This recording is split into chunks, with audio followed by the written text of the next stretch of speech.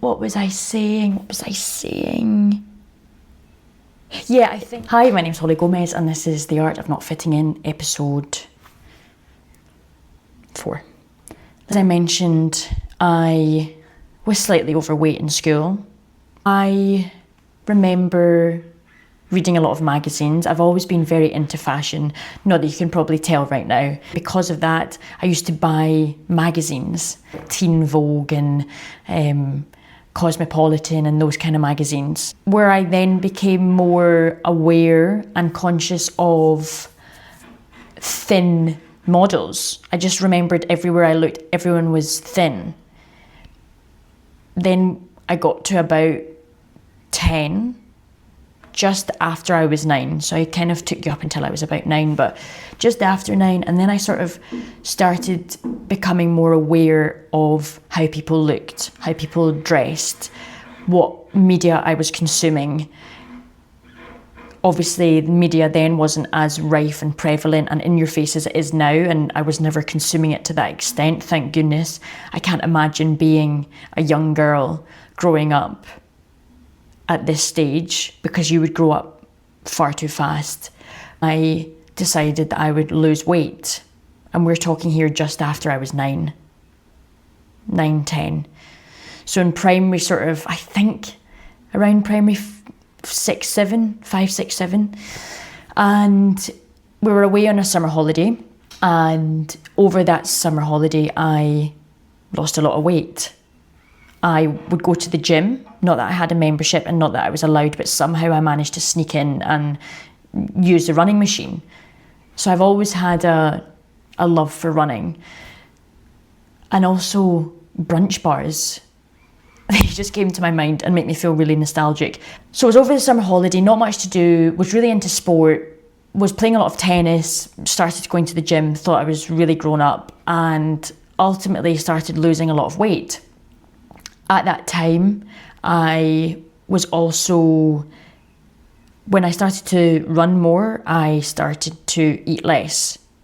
So then in the end, I kind of was beginning to lose a lot of weight, which was fine. And it was okay until it got to the point that it wasn't great. I mention this is because I've always had a bit of an interesting history and past with food. As I mature and I've grown up, my relationship with it is a lot more respectful, and I see the benefit and needing it to fulfill my potential, whether that's running, jobs, relationships, being a nice person. Because obviously, it's like being hangry times 10. So lost a lot of weight over summer, went back to school, half the size.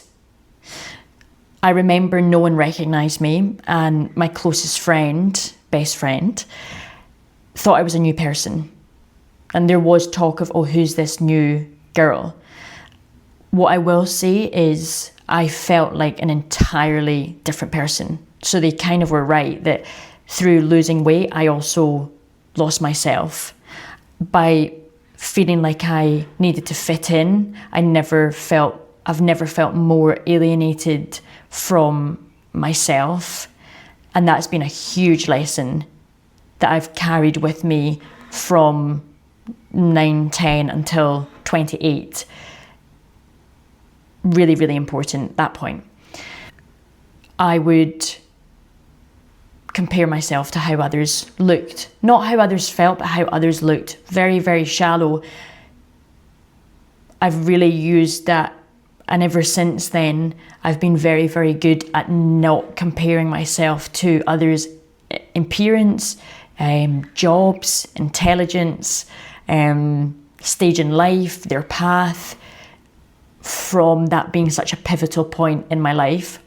I'm hoping that this will resonate with girls who have also struggled with eating, because I know it's a common thing. I've never been particularly vocal about it because I suppose it's, again, a vulnerability and something that was really, really hard at the time.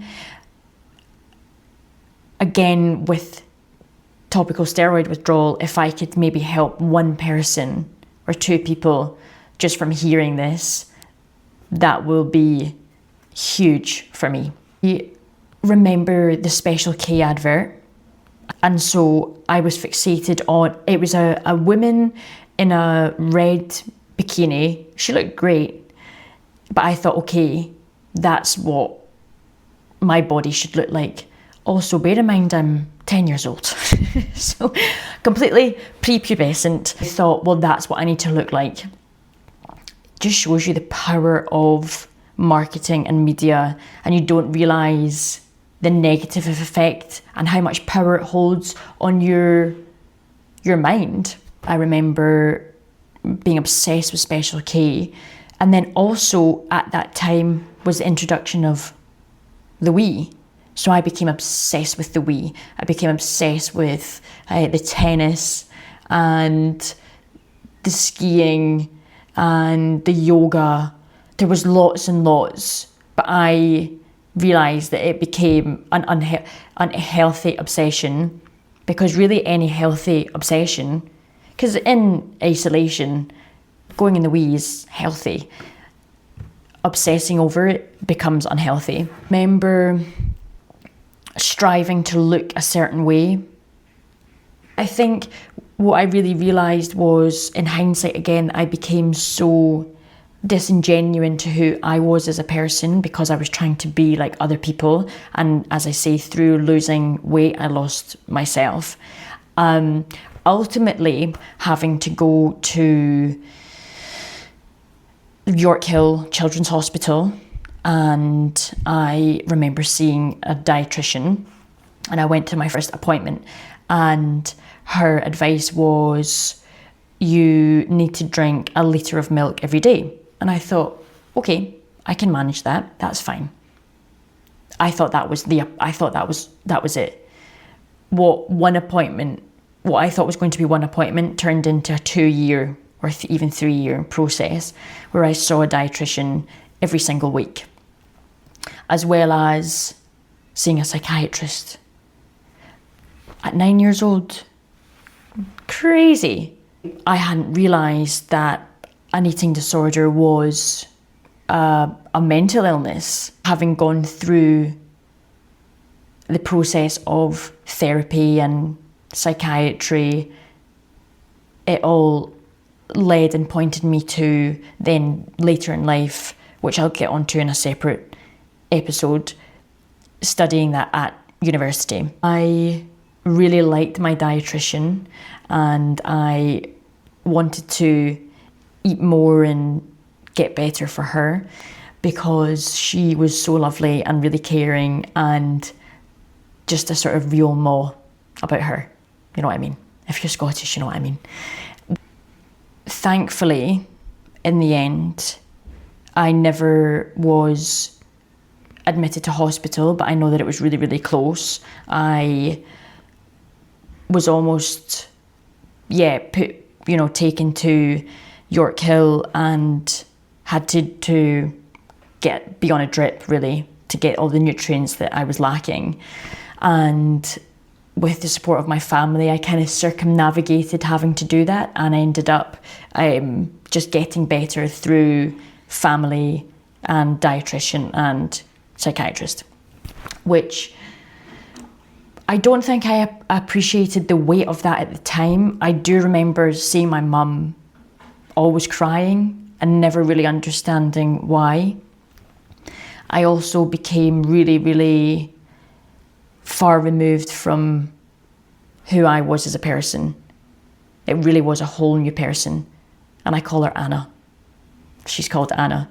Sometimes she appears, sometimes she comes back, but now I have the tools to deal with her, and I do have to see her as a sort of separate entity to my being in order to manage her.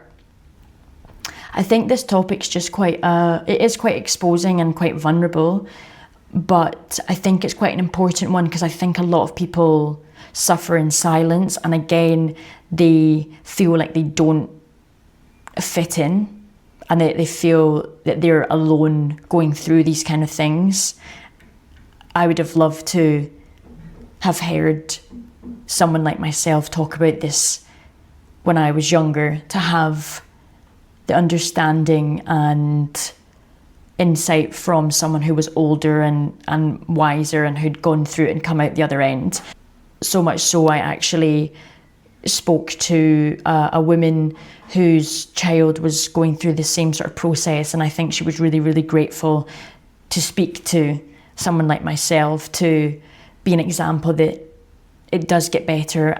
I see that whole experience when I was younger as being a huge learning curve and experience for me. I think had it not happened when I was younger, it definitely would have happened when I got older. And because I was young, I kind of had to listen to my parents and medics and dietitians, and really there was only so much control that I had, that I kind of had to let a lot of it go. Whereas had it happened later on in life, I don't think I would have let people in the same way that I did when I was younger. I see everything that happens in life. I see all the silver linings as to why it happened or why it's happening to you.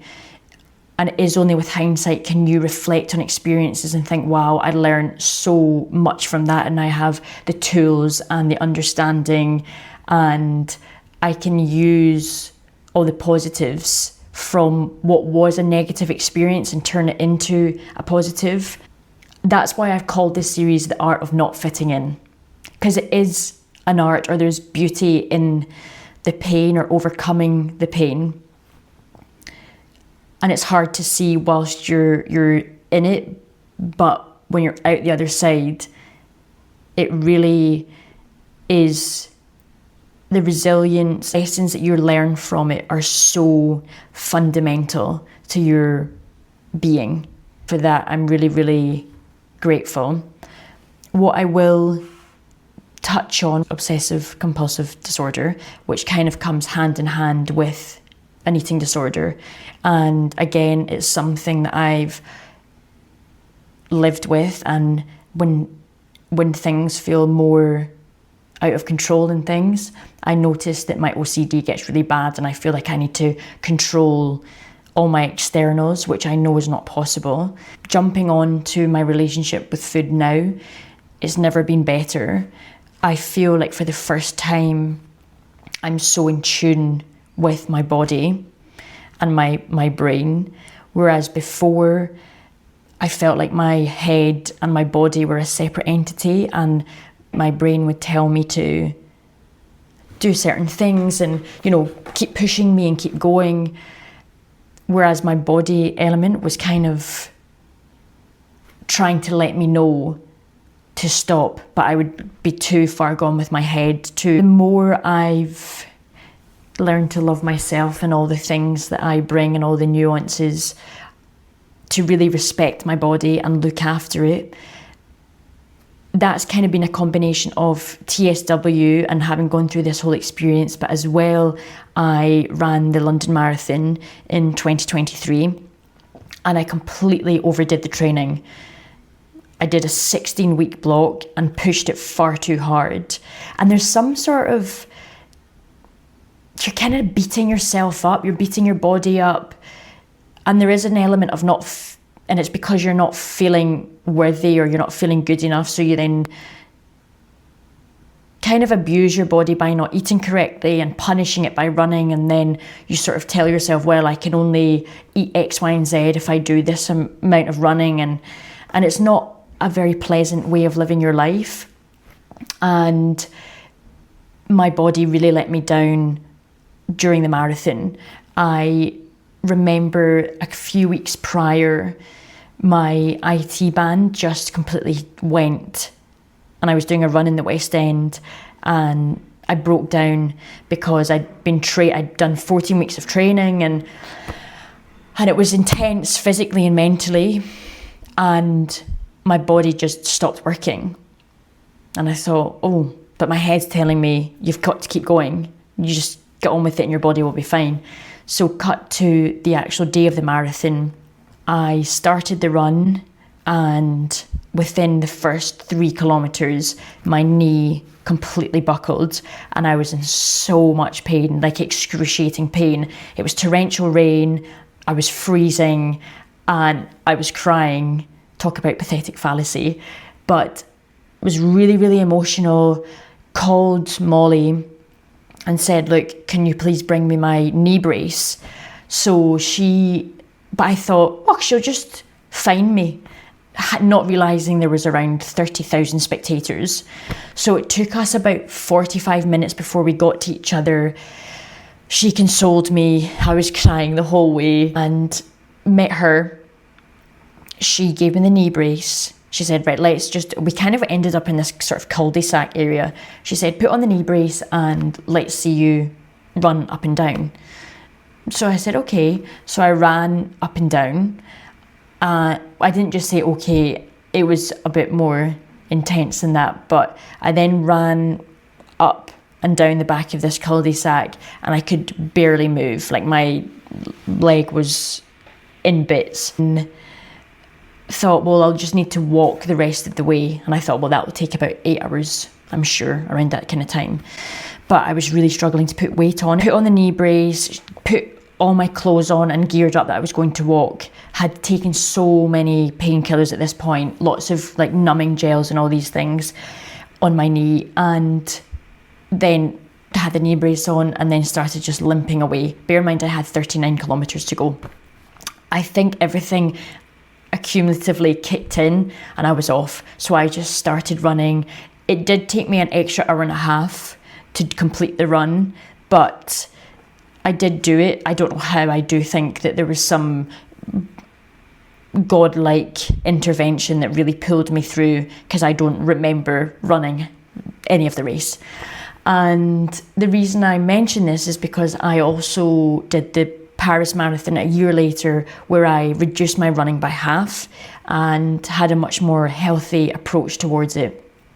And as a result, I had such an amazing time. Found it so fun. I just was really in the moment rather than thinking about my time and thinking about all these other things. I was just really, really present and ultimately had a great time. Talking about exercise, I think, really comes hand in hand with food. And I think it's a journey of getting the two aligned and in balance, which is a lifelong practice, because it is hard. And I think when you have had a history with your relationship with food and exercise, it's very, very challenging. I hope that this will have resonated with some people, and maybe something I've said might have inspired you or might give you a bit of hope that you'll get through the other side of this. There's no better feeling than feeling like yourself and feeling in control and having energy. I wish I had been told that when I was younger. If you liked any of this, please like, comment and subscribe. Peace.